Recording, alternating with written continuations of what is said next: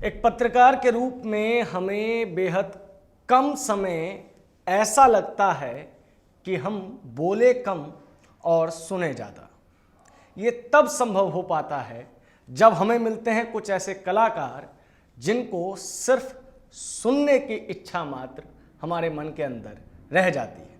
आज ऐसा ही दिव्य दिन मेरे नसीब में आया है जिसके लिए मैं परवतदिगार का शुक्रिया अदा करता हूँ। नमस्कार, मैं प्रभात रंजन मिश्रा और आप देख रहे हैं नेशन लाइव। मैंने जो इतनी भूमिका बांधी है वो बांधी है भोजपुरी निर्गुण सम्राट भरत शर्मा के लिए, जो कि अपने प्रशंसकों के बीच में प्रिय हैं भरत शर्मा व्यास के नाम से। इनका एक और परिचय है, इनको भोजपुरी गीतों का सम्राट या तो सुपरस्टार कहा जाता है, वो भी पहला सुपरस्टार। इन सभी परिचय के बावजूद भी मुझे इनका दूसरा परिचय ज़्यादा अच्छा लगता है। भोजपुरी साहित्य हो या भोजपुरी गीत, इनमें अश्लीलता ने अपनी जगह बना ली है। आप अपनी भाषा ही सम्मानपूर्वक नहीं बोल पाते हैं क्योंकि कुछ एक कलाकार कुछ लाखों व्यूज़ के लिए और कुछ पैसों के लिए अपने साहित्य का वो अपमान करते हैं, वो जग हंसाई करते हैं जिससे आपको शर्मिंदा होना पड़ता है। और इस बारे में कोई भी बड़ा सुपरस्टार या बड़ा गायक नहीं बोलता है, लेकिन भरत शर्मा व्यास उन लोगों में से है जो इसके बारे में मुखर रूप से बोलते हैं, अपनी आवाज़ को बुलंद करते हैं। भरत जी, स्वागत है आपका हमारे कार्यक्रम में। नेशन लाइव के पूरा परिवार के हमारा तरफ से पूरा अपना दर्शक लोग के हम भरत शर्मा व्यास के तरफ से प्रणाम करते हैं। हम माता पिता ने भरत शर्मा नाम दिया आपको और आप भरत शर्मा व्यास बन गए, ये कहानी जानना चाहूँगा, मैं सुनना चाहूँगा। माता पिता भरत शर्मा व्यास दिया और व्यास टाइटल तो ये सब हमारे श्रोता बंधु का दिया हुआ है। चूँकि हम 1971 से गीत का शुरुआत किया, आज 48-49 वर्ष हो गया लगातार गा रहे हैं। और लगातार हम पहले रामायण गाते थे। अच्छा। रामायण गाते थे, भागवत का प्रसंग, आपको पुराण का प्रसंग, ये भी मैंने शास्त्रोक्त चीज़ गाते थे, जिससे गांव में 10-20 लोग बैठ करके झाल ढोलक के साथ में जैसे गाते थे, उस तरह से मैं कलकत्ता में जा करके 100-200 लोग झाल बजाते थे, पीछे से कोरस करते थे। अच्छा। और मैं गाता था, रामायण गाता था। 72 से 87 तक हम रामायण गाया और 3 वर्ष हम कलकत्ता में हिंदुस्तान मोटर्स में नौकरी भी किया है। इस गीत के माध्यम से हमको सर्विस मिला वहाँ। अच्छा। बेहतर कार्य जहाँ बनता था हिंदुस्तान मोटर्स में, वहाँ 3 वर्ष नौकरी भी की हैं। और वहीं से कलकत्ता से हमारी शुरुआत हुई और माता पिता का आशीर्वाद, हमारे श्रोताओं का आशीर्वाद और विशेष करके प्रभु की कृपा।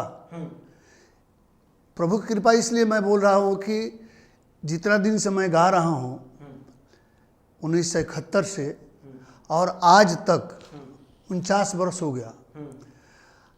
जिस तरह से उस समय हमारे श्रोताओं का प्यार दुलार मिलता था, आज भी उसी तरह से प्यार दुलार मिलता है।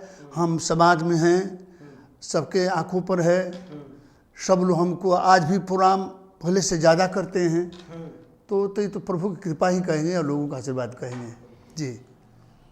पहले के दौर में एक कलाकार के रूप में जीवन व्यतीत करना ज़्यादा मुश्किल था, या आज जब चकाचौंध है, मोबाइल है, इंटरनेट है, भरत शर्मा व्यास आप डालें, गाना.com पे आपके खूब सारे म्यूज़िक आ जाते हैं, यूट्यूब पे आ जाते हैं, कब ज़्यादा आसान रहा, कब ज़्यादा मुश्किल रहा? क्या है दोनों समयों का अंतर? क्योंकि आप उस समय थे जब ये सब कुछ नहीं था और उस समय भी है जब ये सब कुछ है। अब आज तक देखते हैं जी बहुत लोग गाने वाले हैं, अश्लील गीत गाते हैं और मिलियन में व्यूअर जाता है। बिल्कुल बिल्कुल, मिलियन में व्यूअर जाता है। हम लोग जिस समय संगीत का शुरुआत किए थे उस समय ना कोई प्रचार प्रसार का साधन नहीं था। हम लोग अपने गायकी के माध्यम से जो भी हुए और जो भी आज हैं गायकी के माध्यम से, आज तो इतना साधन है प्रचार प्रसार का कि टीवी से लेकर के, दूरदर्शन लेकर के, इंटरनेट से लेकर चारों तरफ सब कुछ है। रिंगटोन जो है आपको, जिसको कुछ गाने नहीं आता है वो व्यूअर में जाता है, व्यूअर में जाता है, मिलियन में जाता है, इतना व्यूअर हो जाता है, मिलियन। अब सवाल यही उठता है, आप देखिए कि जैसे आप जैसे जो गीतकार हैं जिन्होंने अपनी जर्नी जो है वो पुराणों से शुरू की, गीता से शुरू की, रामायण से शुरू की, और इससे आप घरों घरों तक पहुँचे, और आज मतलब कि रामायण भाषा जब आप गीत में परिवर्तित करते हैं उसे, एक मधुर जो है वो स्वर देता है और लोगों की आत्मा में वो चीज़ बसती है। और आज के समय में जब कई भोजपुरी गीत हम देखते हैं, जब ऐसा रफ लैंग्वेज उसके अंदर इस्तेमाल किया जाता है, ड्यूअल मीनिंग यानी कि दोहरी भाषाओं वाले शब्द इस्तेमाल किए जाते हैं, और उन लोगों को तथाकथित रूप से सुपरस्टार कहा जाता है। लेकिन दिक्कत की बात यह है कि पूरी इंडस्ट्री में ऐसा कोई नहीं है जो आके इनका विरोध करे, जो इनके खिलाफ बोले, क्योंकि आपने चंद पैसे तो कमा लिए लेकिन इस चक्कर में एक जग हसाई एक भाषा को दे दी। पैसा के लिए जो है हम अपनी भोजपुरी की जो पहचान है, भोजपुरी की जो सभ्यता संस्कृति है, उसको हम नहीं ना मिटाएंगे। चंद पैसों के लिए लोग जो भी मन करता है गा देता है। जिससे में हम शुरुआत किए, हम ही का अश्लील गाए हैं, तो उस समय ज्ञान नहीं था ये इसका मतलब क्या होता है। लेकिन जब मतलब समझा कि नहीं ये अश्लील होता है और ये अच्छा होता है, तो उसी से बंद कर दिया। लेकिन आज तो लोग कहने के बावजूद भी ये ऐसा मत गाओ, ऐसा मत गाओ, ऐसा मत गाओ, उस पर भी कोई मानने के लिए तैयार नहीं है। बोलता है जो हमारे तो व्यूअर मिलियन में जाते हैं और हम सुपरस्टार हैं। सुपरस्टार ही नहीं, जितने गायक हैं अश्लील गीत गाने वाले आज superstar, mega star, 5 star, rock star, million star, जितना स्टार है सब लोग अपने अपने ले लिया है। अब यही चीज़ जो सवाल उठता है बड़ा कि जगहसाई कर रहे हैं और गीत को, भोजपुरी भाषा को सिर्फ व्यूअरशिप में तोल के रख दिया है। व्यास साहब, मैं आपसे एक सवाल पूछना चाहूँगा, बेहद महत्वपूर्ण सवाल है। आज की दिल्ली अलग दिल्ली है जी। आज छठ पूजा भर भर के होती है और छठ के कार्यक्रम तो आपके सुबह से लेकर शाम तक भूखे ही रहते हैं। और आज से कुछ साल पहले, ज़्यादा नहीं 20-25 साल पहले हम चले जाएं तो यही दिल्ली जहाँ पे कुछ एक छठ घाट ही होते थे, उस वक्त में जब आप दिल्ली में परफॉर्म करने आते थे तो बिहार, भोजपुरी और मैथिली वालों की क्या स्थिति थी और आज के दिनों में क्या परिवर्तन है? देखिए, हमको याद है शुरुआत में हम 1900, हालांकि हम 89 से हम दिल्ली में आना शुरू किए। टी सीरीज में हमको 89 से बुलाया गया और उस समय से टी सीरीज में हम गाते रह गए। और उसके बाद में दिल्ली में ऐसा प्रोग्राम हुआ है जिस प्रोग्राम में कई बार यहाँ के शीला दीक्षित मुख्यमंत्री जी और बड़े बड़े नेता हमारे बिहार के, दिल्ली के उस प्रोग्राम में आते थे और बैठ करके घंटों लोग सुनते थे और 2-3, 2.5 लाख 3 लाख की भीड़ होती थी और 400-500 दिल्ली पुलिस चारों तरफ ही है। जितना देर में नज़र जाती थी उतना देर में दूर से आदमी दिखता था और इतना प्रेम से लोग सुनता था, कोई अश्लीलता नहीं थी। लेकिन आज जो है ऐसा गाने वाले लोग हो गए हैं कि घर की माँ, बहन, बेटी कोई भी नहीं सुन सकता है। संगीत का मतलब हुआ कि पूरे परिवार के साथ एक साथ बैठ करके सुना जाए और देखा जाए। तो कोई भी आज इन लोगों का गाना, हम कह सकते हैं कि स्पीकर की दुनिया से ईयरफोन की दुनिया पर जो शिफ्टिंग हुई है उसका एक मुख्य कारण ये भी है। एक गायक से मैं पूछा जी कि ये बताओ तू अश्लील गीत काहे गावत रहो, ये भोजपुरी के हमनी के अपन जो सभ्यता संस्कृति बा ओकरा काहे मिटावत रहो, भोजपुरी में अश्लील गीत गावे के तरह काहे थी बा, काहे गावत रहो।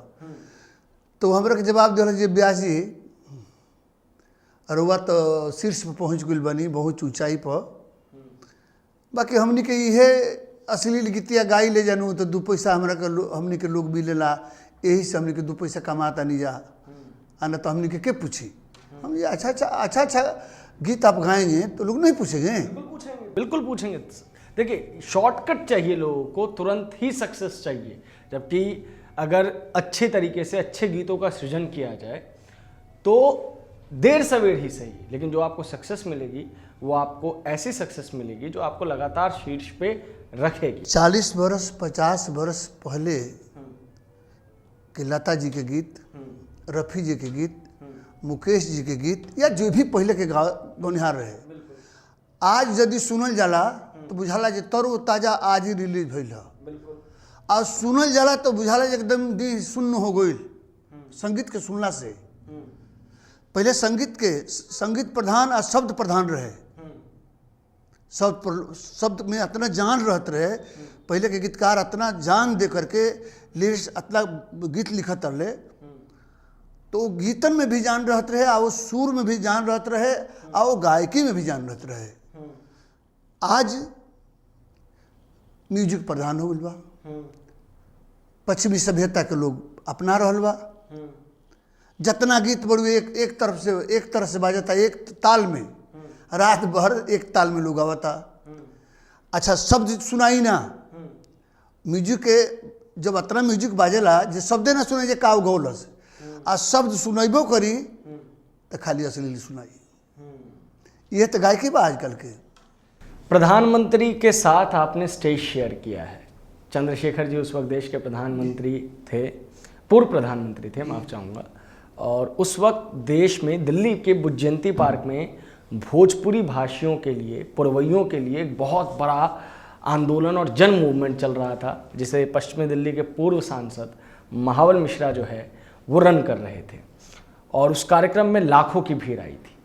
आप बहुत सालों तक राजनीति से दूर रहे, आपके बाद वाले गायक, चाहे वो मनोज तिवारी हों, रवि किशन हों, मनोज तिवारी तो दिल्ली प्रदेश अध्यक्ष भी बने, कार्यकाल भी पूरा किया और सांसद भी हैं। वो जो दौर था जिसमें भोजपुरी, पुरवैया, इन सबको एक करने के लिए पूरी मांगे उठ रही थी, उस दौर का भाग बन के राजनीति में ना आना पाने का खेद कहीं होता है मन के अंदर? देखिए, पहले की गायकी जो थी, पहले की गायकी में सुगंध था, माटी, हमारी भोजपुरी माटी की महक थी, जिससे हम लोग के भोजपुरी के अग्रज भिखारी ठाकुर, महेंद्र मिश्र पूर्वी, वैसा कोई लिखा नहीं आज तक, और न कोई गाया। और भिखारी ठाकुर नाम तो नाच था, भिखारी ठाकुर का नाच, लेकिन वो नाच नहीं था। जितनी कुरीतियाँ थी हमारे समाज में, उस कुरीतियों पर उन्होंने चोट किया और लिखा। दमाद वध नाटक, बेटी बेचवा, मैंने बालापन में ही लड़की को लोग गरीबी के चलते लोग बेच देता था। हाँ, बिल्कुल। बेटी बेचवा, गबर घिचोर, विदेशिया, तो जितना वो लिख करके गए हैं, आज उन पर सूद चल रहा है, भिखारी ठाकुर पर। और हमारे भोजपुरी में इतनी विधाएं हैं कि जन्म से लेकर के और मृत्यु तक, यानी हारमोनियम में सा जन्म हुआ, और नी लास्ट नी हुआ, तो सा हुआ सोहर जन्म, और नी हो गया निधन, निर्गुण।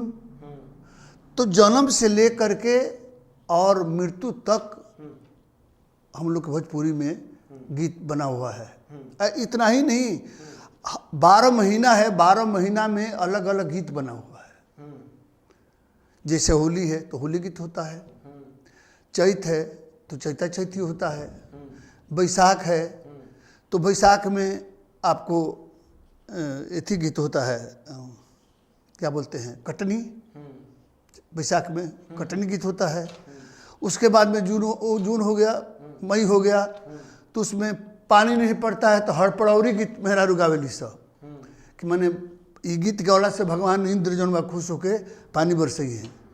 ओकरा बाद में सावन आ जाई, कजरी हो जाई। ओकरा बाद में फिर आ जाई भादो हो जाए कृष्ण भगवान के, फिर कुआर आ जाई देवी गीत, हाँ छठ गीत। इसी तरह से 12 महीना का अलग अलग 12 गीत हम लोग सब विधा में हैं। हाँ, आपको इनमें से कौन सी विधा सबसे ज्यादा पसंद है? हम सब विधा गाते हैं सब। देखिए, आपको निर्गुण सम्राट कहा जाता है। देखिए निर्गुण हम सबसे पहले भोजपुरी में लाया। निर्गुण कबीरदास जी के किताब के पन्ना में था, पलटू दास जी के किताब के पन्ना में था, रैदास जी के किताब के पन्ना में था। आपको जितने निर्गुण लिखने वाले थे जो किताब के पन्ना में था, जो पढ़ता था। लेकिन 19-12 टीसरी में हम, चूँकि हमको अध्यात्म से बहुत लगाव रहता था, आज भी है, अध्यात्म से लगाव रहता है, तो हम टीसरी में सोचे कि क्यों ना एक कैसे निर्गुण गाया जाए। तो हम गवनवा के साड़ी टाइटल का एक ठोक हम निर्गुण गाया, 8 गीत। उसमें 3 गीत मेरा लिखा हुआ था और 3 गीत कबीरदास जी का था और 1-2 कवि थे उनका भी गीत था। और वो गीत इतना सुपर डुपर हुआ कि उस दिन से आज तक उस गीत को, 8 गीत को कोई भुला नहीं पाएगा। और जब टाइटल रखा हम गवनवा की साड़ी, तो हमको दर्शन कुमार टीसरी के मालिक बुलाए, अच्छा, और कोहली जी कि भरे जी ये गवनवा की साड़ी, ये टाइटल इसका मतलब क्या हुआ, ये क्या है टाइटल रखे हैं जी। तो हम बोले सर गवनवा की साड़ी एक निर्गुण है। तो बोले कि निर्गुण क्या होता है? तो हम बोले मन में सोचिए अब क्या, बस सब समझावे, जो निर्गुण भी नहीं जानते हैं उनको क्या पता है। तो निर्गुण आपको मैं बता रहा हूँ, निर्गुण और सौगुण 2 चीज़ होता है। निर्गुण का मतलब निराकार, जिसको देखा नहीं जा सके, जो दिखता ना हो निर्गुण है। और जो सौगुण है वो दिखता है, हाथ है, पाँव है, आँख है, नाक है, जो दिखता है वो सौगुण है। तो निर्गुण जो है, हम बताएं कि निर्गुण सर उस समय की बात है जब आदमी इस संसार से विदा लेता है, मर करके विदा होता है, उस समय की बात है। तो ये टाइटल क्यों लिखे, गवनवा काहे लिख दिए? हमें सर गवनवा वो गवना है, गवना होता है जब इस संसार से भी जाता है तो गवना होता है। चलो यार छोड़ो यार, ठीक है भर जी, ठीक है जाइए। तो निर्गुण सबसे पहले गाया तब, तो सारी कंपनियां अपने अपने गायकों को, सिंगरों को कहने लगी कि निर्गुण गाओ, कह के इतना सुपर डुपर हो ही गया था कैसेट ही। और पहली बार निर्गुण शब्द आया था बाजार में। सारी कंपनियां अपने अपने गायकों को निर्गुण गाओ, तब से निर्गुण गाना का एक प्रथा निकला जी। उसके बाद से जिंदगी कैसे बदली? जब उसके बाद तो कोहली साहब ने दोबारा बुलाया होगा कि ये तो निर्गुण सुपर हिट हो गया। नहीं, दोबारा क्या, उसके पहले मेरा सुपर डुपर नंबर था जब 89 में मैं आया। तो जब रिकॉर्डिंग करने जब गया स्टूडियो में, तो उस समय फेज 2 में ओखला में स्टूडियो था, कृष्णा स्टूडियो बेसमेंट में था। तो 3 कैसेट करना था।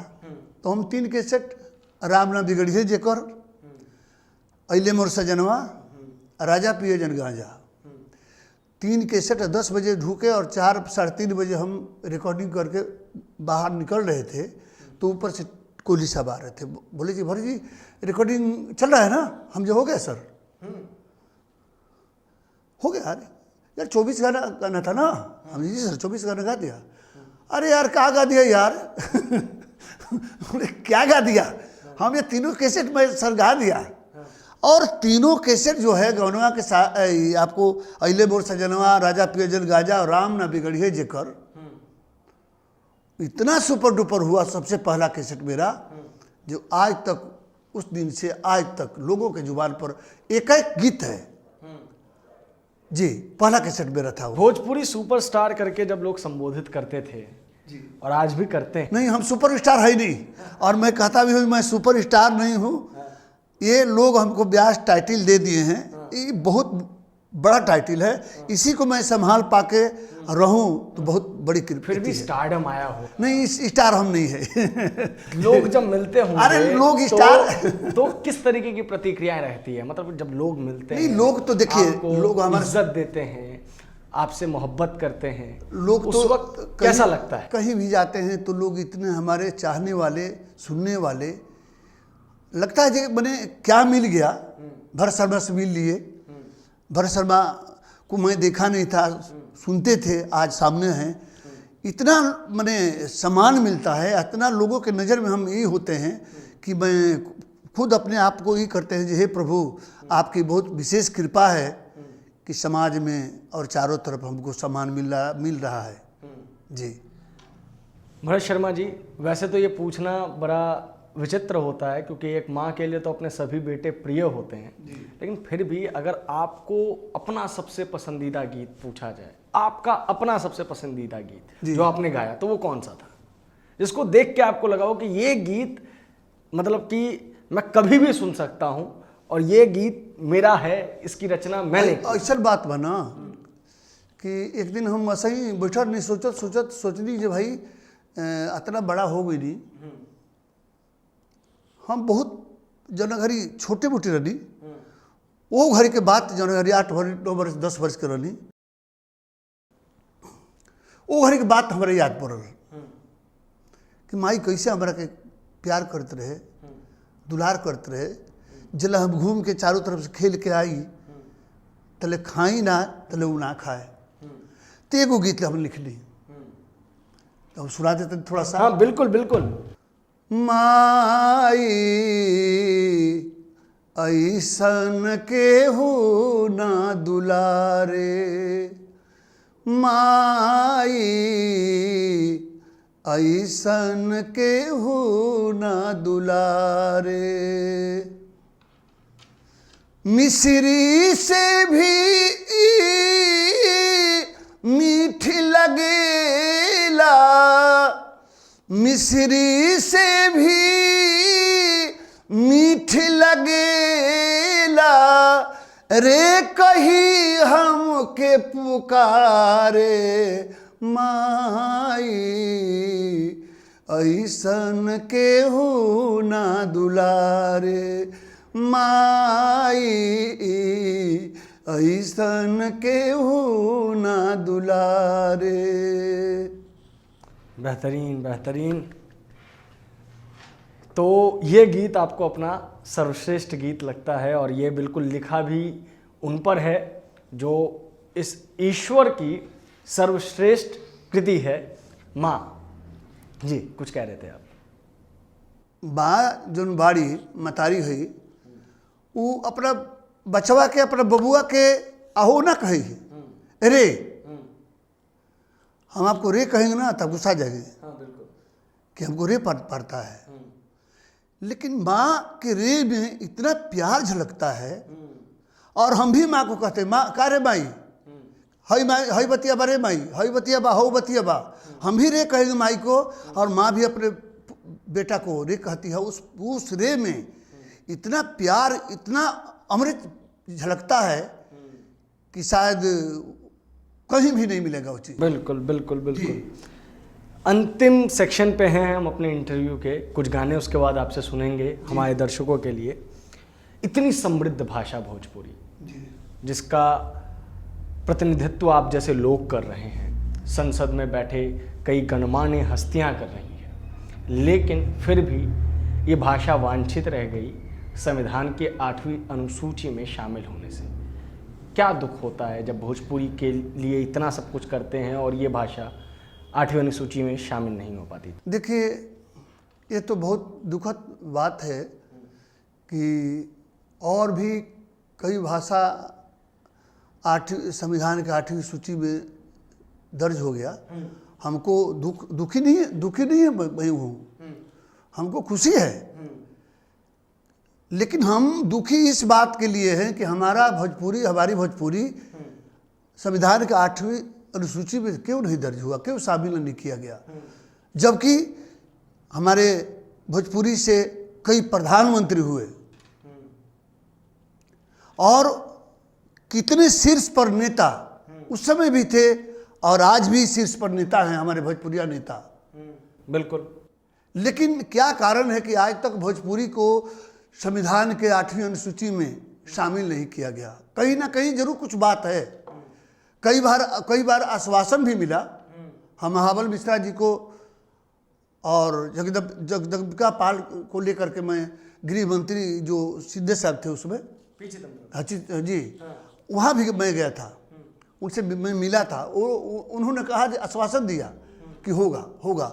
आज तक आश्वासन ही मिलता रहा, लेकिन क्या कारण है कि आज तक भोजपुरी के साथ सौतेला व्यवहार हो रहा है? ये बहुत बड़ी बात है कि एक भोजपुरी भाषा जिसने शीर्ष के नेता दिए, जो कि विदेशों में बोली जाने वाली भाषा है, कई देशों में बोली जाने वाली भाषा है, चाहे मॉरिशस हो, चाहे बाहर के कई देश हो, बोली जाने वाली समझने वाली भाषा, जिसके 25 करोड़ श्रोता हैं, बोलने वाले लोग हैं, वो भाषा अपने सम्मान के लिए सालों से संघर्ष कर रही है और उसे संविधान की 8वीं अनुसूची में शामिल नहीं किया जा रहा, बस आश्वासन दिया जा रहा है। भरत शर्मा जी, अपने श्रोताओं के लिए मैं जी एक गीत सुनाऊंगा। जी मैं यही, क्योंकि आज अश्लीलता का दौर है इतना कि चारों तरफ अश्लील गायकों से लोग त्रस्त है और अश्लील गीतों से। तो आज के 20 वर्ष पहले मैं इस गीत को 30 सीरीज में गाया था। कहें कि चूंकि उसी समय से शुरुआत थी अश्लीलता की, और जितने लोग अश्लील गीत गाते थे वो समाज से चलते गए, चलता बनते गए। 1 साल 2 साल 3 साल जितने लोग आते गए चलते गए, और आज भी जो गा रहे हैं वो भी जाएंगे। बिल्कुल, आज गा रहे हैं। तो एक संदेश है लोगों से, मैं गाता हूं और श्रोताओं से आग्रह है हाथ जोड़ करके कि हमारी भोजपुरी को आप लोग बचाइए, अस्मिता को बचाइए, भोजपुरी की सभ्यता संस्कृति को बचाइए। न तो आने वाली पीढ़ी, हमारे बेटा नाती पोता होंगे तो यही सोचेंगे कि हमारे पूर्वज कैसे थे, यही इसी तरह के गीत गाते थे और इसी तरह के गीत सुनते थे। मैं उस गायक से पूछना चाहता हूं कि जो आप गीत गाते हो, रिकॉर्डिंग कराते हो, वो आपकी माँ सुन सकती है, वो आपकी बहन सुन सकती है, आपकी बेटी सुन सकती है। जब आपकी माँ बहन बेटी नहीं सुन सकती है तो लोग क्यों सुनेंगे आपका गीत? बिल्कुल बिल्कुल, क्यों सुनेंगे? एक दुल्हन का गीत सुनाता हूं मैं। गीत भजपुरी से अश्लील हटावल जाइत, गीत भजपुरी से अश्लील हटावल जाइत, तकत नानी मन होइत, तकत नानी मन होइत, तकत नानी मन होइत, तकत नानी मन होइत। दूषित समाज के भैला से बचावल जाइत, दूषित समाज के भैला से बचावल जाइत, तकत नानी मन होइत, तकत नानी मन होइत, तकत नानी मन होइत, तकत नानी मन होइत। पहला दोषी त लिखे वाला गीतकार बाणे, दूजा दोषी त गावे वाला गवनिहार बाणे। कैसेट कंपनी जौरी दोषी सुननिहार बाणे, बैठ के सोची तई चारो गुनहगार बाणे। कलंकी गायक पर लगाम लगावल जाइत, कलंकी गायक पर लगाम लगावल जाइत, तकत नानी मन होइत, तकत नानी मन होइत, तकत नानी मन होइत, तकत नानी मन होइत। एक निर्गुण गीत भी हम चाहेंगे कि आप हमारे दर्शकों को सुना दें, क्योंकि आप आए हैं और निर्गुण गीत ना हो तो ये इंटरव्यू, ये कार्यक्रम सब अधूरा रह जाएगा। जरूर जरूर जी।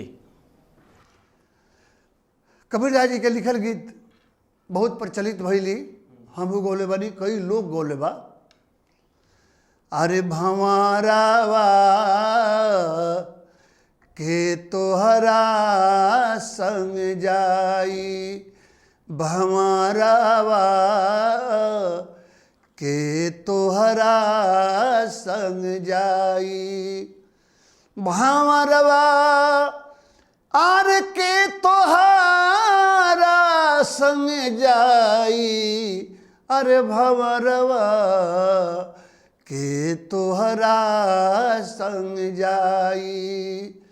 आवे के बेरिया सबके हो जाने, दुआरा प बाजेला बधाई बधाई, दुआरा प बाजेला बधाई। जाए के बेरिया केहू न जाने, जाए के बेरिया केहू न जाने, आरे हंस अकेले चली जाई, भंवरवा के तोहरा संग जाई, भंवरवा के तोहरा संग जाई। देहरी बैठ के मेहरी रोवे, बाह पकड़ी के माई बाई, बाह पकड़ी के माई। दुआरा बैठ के बाबूजी रोवेले, आरे दुआरा बैठ के बाबूजी रोवेले, अरे बबुआ के करत विदाई, भंवरवा के तोहरा संग जाई, भंवरवा के तोहरा संग जाई।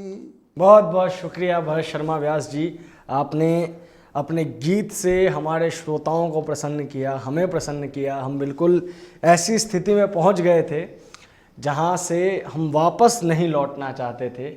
आपकी आवाज़ ने जो जादू किया वो श्रोता लोग कमेंट बॉक्स में ज़रूर दर्शा रहे होंगे। आपका बहुत बहुत शुक्रिया, आपने अपना कीमती समय हमें दिया, भोजपुरी भाषा पे बात की, भोजपुरी गीतों पे बात की, और जो मैंने सबसे प्रथम में कहा कि भोजपुरी में जो अश्लीलता है, जो भोजपुरी की अश्लीलता नहीं है, नए गीतकारों द्वारा जो अश्लीलता फैलाई जा रही है, इसके दामन पर जो दाग लगाए जा रहे हैं, उस पे आप जो प्रखर रूप से बात करते हैं, मुखर होकर बात करते हैं, हम उम्मीद करेंगे कि आप आगे भी ऐसे ही मुखर होकर इनका विरोध करते रहेंगे। और फिर हम अपना श्रोता बंधु लोग से हाथ जोड़कर प्रार्थना करब, निहोरा करब, चिरौरी करब कि वो सब अच्छा अच्छा गीत सुनी, आ खराब गीत के, अश्लील गीत के बहिष्कार करी। यही के साथ हम रोज सबके प्रणाम करते नहीं। बहुत बहुत शुक्रिया। आप देख रहे थे नेशन लाइव। अपनी प्रतिक्रिया कमेंट बॉक्स में ज़रूर दें। देश और दुनिया की सभी बड़ी खबरों के लिए हमारे साथ बने रहें। धन्यवाद।